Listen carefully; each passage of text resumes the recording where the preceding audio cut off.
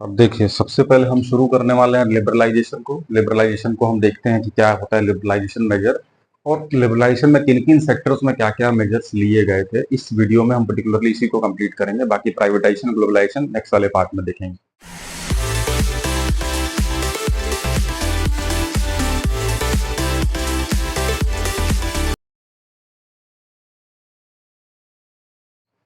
तो देखिए, it means removal of entry and growth restrictions on the private sector. Simply liberalisation का मतलब मैंने बताया ही आपको, इससे पहले भी और अभी भी बता रहा हूँ कि आपको क्या करना है, यानी गवर्नमेंट क्या कर रही थी उस टाइम। जो रेस्ट्रिक्शंस इन्होंने लगाए थे कि प्राइवेट सेक्टर बढ़ नहीं पाए या प्राइवेट सेक्टर ग्रोथ ना कर पाए, केवल पब्लिक सेक्टर रहे। पब्लिक सेक्टर बढ़े तो बढ़े, लेकिन उन्होंने मोनोपोलीज बनानी चालू कर दी। उसकी वजह से फिर क्वालिटी पे कोई इफेक्ट नहीं पड़ा, क्वालिटी आपकी रिड्यूस होने लगी। तो एक जो पर्पस था पब्लिक सेक्टर को बढ़ाने का इकोनॉमी में, वो बिल्कुल नेगेटिव चला गया।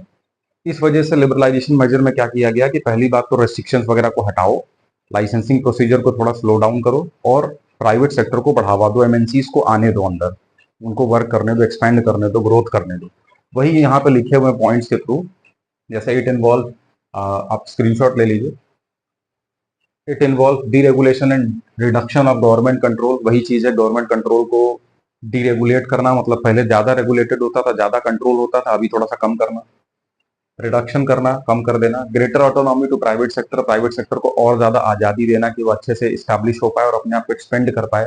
ठीक है, क्योंकि वो भी आएंगे तो इकोनॉमी में, वर्ल्ड इकोनॉमी में आने के बाद वो एम्प्लॉयमेंट जनरेशन करना, कैपिटल फॉर्मेशन में प्रोसेस में हेल्प करना, जीडीपी ग्रोथ रेट में हेल्प करना, फिर आपका नेशनल इनकम को बढ़ाना, ये सब तो उसका भी काम है ना, केवल पब्लिक सेक्टर से थोड़ी हो पाएगा।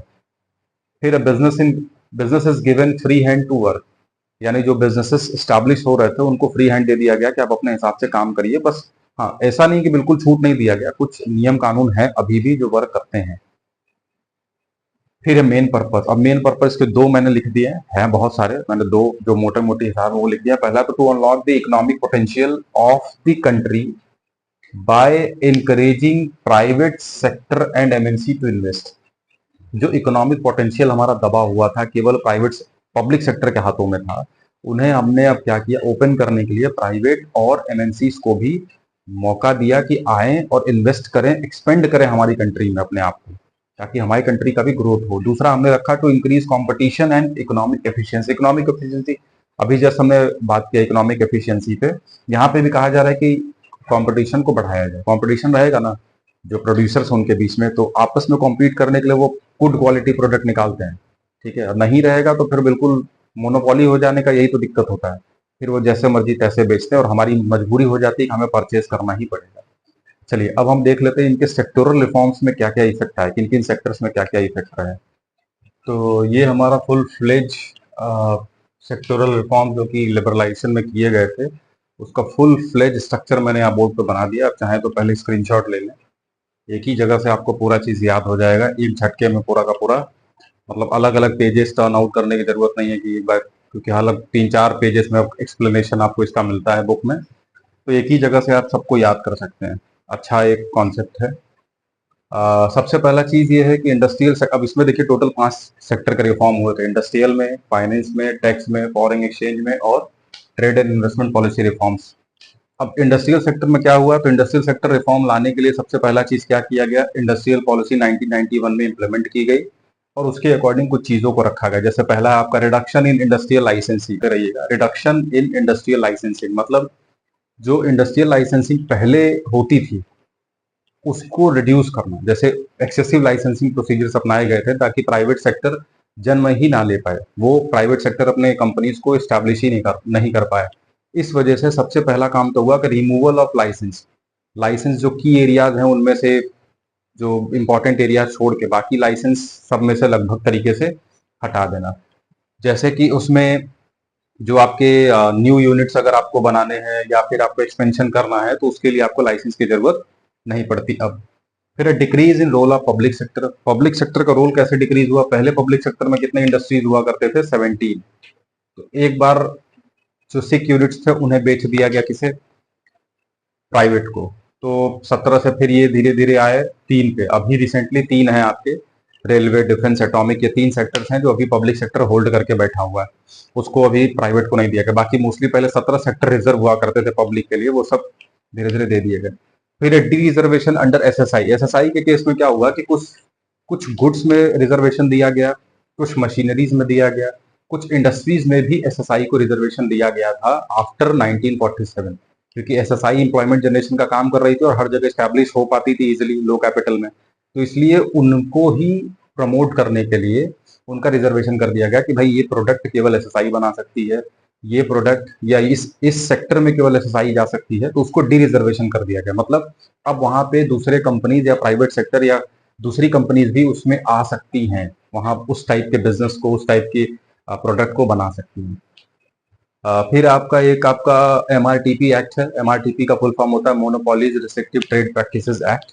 ये बेसिकली लाया गया था क्योंकि पब्लिक सेक्टर मोनोपोलीज बनाने लगे थे, तो कोई भी कंपनी कोई भी आगे से मोनोपोली ना बना पाए। 1969 में इसको इम्प्लीमेंट किया गया था, कोई भी मोनोपोली ना बना सके, इस वजह से इसको रखा गया। मोनोपोली बनाने के बाद वो क्या करते थे, मार्केट को पूरी तरीके से कंट्रोल करने लगते थे।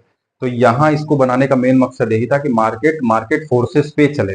अब मार्केट फोर्सेस इकोनॉमिक्स से स्टूडेंट जानते हैं, बेसिकली मार्केट फोर्सेस क्या होता है, डिमांड एंड सप्लाई। तो डिमांड एंड सप्लाई के बेसिस पे अगर आप चल रहे हैं तो मार्केट फोर्सेस है, तो उस पर इकोनॉमी चले, ना कि अपने मोनोपोलीज बना के और उनको रेगुलेट करना। ठीक है, तो ये कुछ रहा हमारा इंडस्ट्रियल सेक्टर रिफॉर्म्स, मोटा मोटी हिसाब इसका। अब देखते हैं फाइनेंशियल सेक्टर रिफॉर्म्स। तो फाइनेंशियल सेक्टर में सबसे पहला ये है कि change of role of RBI. अब रोल क्या चेंज हुआ, पहले ये था रेगुलेटर, रेगुलेटर मतलब रूल्स रेगुलेशन बनाने वाला, फिर इसको बना दिया गया फैसिलिटेटर।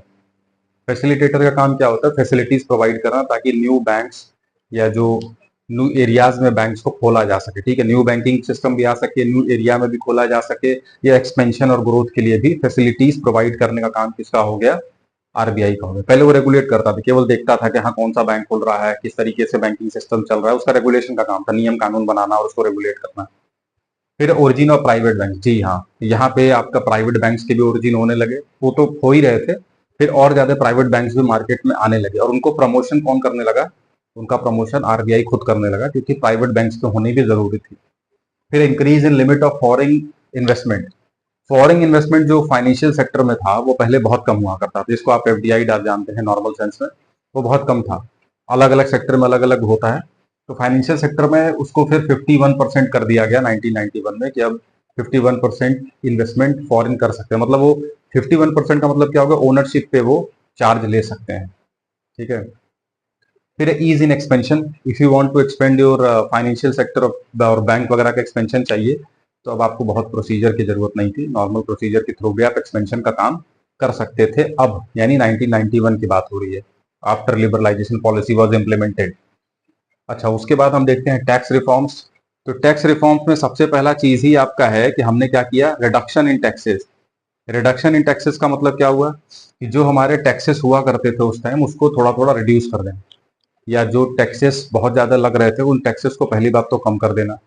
दूसरा बोला गया रिफॉर्म्स इन इनडायरेक्ट टैक्सेस। कई तरीके के रिफॉर्म्स लाए गए इनडायरेक्ट टैक्सेस के अंदर में। पहले इनडायरेक्ट टैक्सेस का बहुत बड़ा चिट्ठा हुआ करता था, आपका अलग अलग कैटेगरीज में चार्ज किए जाते थे। फिर कई सारे रिफॉर्म्स उसमें लाए गए, बहुत सारे पॉलिसीज बनाई गई, जिसमें जो मार्केट के बेसिस पे जो पॉलिसीज कंसिडर की गई, जो पॉलिसीज बहुत सही रही, उस पर फिर उनको रिफॉर्म करके नए टैक्सेस को इम्प्लीमेंट किया गया। उसी तरीके से सिंप्लीफिकेशन ऑफ प्रोसीजर्स।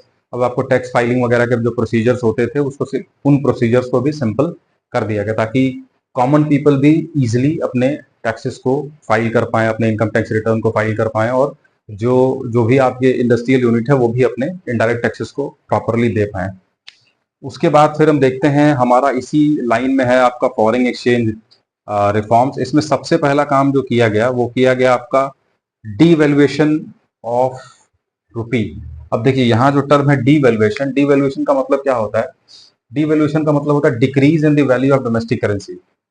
अब एक वर्ड आता है डेप्रिसिएशन। तो डेप्रिसिएशन ऑफ रुपी और डीवैल्यूएशन ऑफ रुपी में बस एक फर्क आप समझिए, मोटा मोटे हिसाब में एज अ लेमैन आप समझना हो तो, डीवैल्यूएशन खुद किया जाता है जब गवर्नमेंट वहां की खुद करे, और डेप्रिसिएशन मार्केट फोर्सेस पे होता है।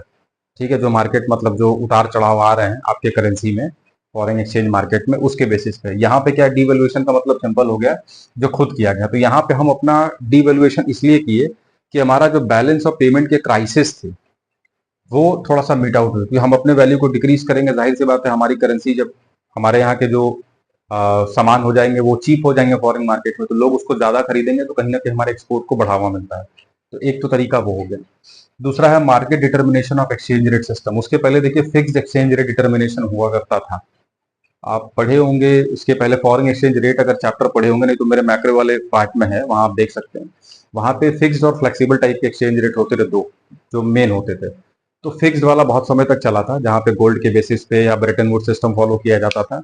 यहाँ पे क्या है, बेसिकली फ्लेक्सिबल होता है मार्केट डिमांड और जो उसकी सप्लाई है उसके बेसिस पे। हम बोले ना, जहां भी मार्केट डिटर्मिनेशन होगा, ये पूरा डिमांड और सप्लाई वाला ही कॉन्सेप्ट है, डिमांड या फिर सप्लाई का कॉन्सेप्ट है। अब इसी क्रम में आगे अगर हम देखें, तो इसी सीक्वेंस में है आपका trade and investment policy reforms. अब यहाँ जो रिफॉर्म्स लिए गए, उसमें सबसे पहला टाइप का रिफॉर्म जो था वो था कि removal of quotas on EX. मैंने लिख दिया है यहाँ पे, ईएक्स मतलब ये एक्सपोर्ट है और आईएम मतलब ये इंपोर्ट है। तो जो कोटा का रेस्ट्रिक्शन था, कोटा मतलब क्वांटिटेटिव रेस्ट्रिक्शन जो लगाए गए थे एक्सपोर्ट और इंपोर्ट पे, कि इतनी ज्यादा, इतनी क्वांटिटी ज्यादा आप एक्सपोर्ट नहीं कर सकते, इतनी क्वांटिटी ज्यादा आप इंपोर्ट नहीं कर सकते, सबसे पहले तो उन्हें हटाया गया। ठीक है। दूसरा, रिमूवल ऑफ एक्सपोर्ट ड्यूटीज। जो एक्सपोर्ट ड्यूटी, एक्सपोर्ट करने के समय हमने ड्यूटीज लगा रखे थे कि अब ज्यादा एक्सपोर्ट नहीं करना था हमको, वो उन चीजों को जो है प्रमोट करना था कि वो अपने पहले कंट्री की पूर्ति के लिए पूरी हो जाए, क्योंकि हमारी कंट्री इतनी सफिशिएंट थी ही नहीं उस टाइम कि बहुत ज्यादा एक्सपोर्ट करना, हम खुद ही खाने के लिए उगा पाए, चीजों को मैनेज कर पाए, यही बहुत बड़ी हमारे लिए एक चैलेंजिंग टास्क था। तो इसलिए उसको हटा दिया गया। फिर रिडक्शन इन इंपोर्ट ड्यूटीज।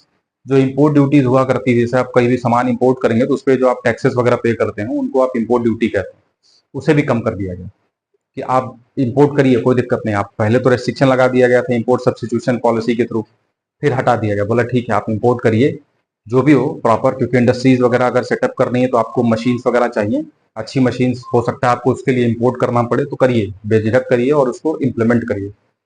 और आखिरी इसमें है आपका रिलैक्सेशन इन इंपोर्ट लाइसेंसिंग सिस्टम।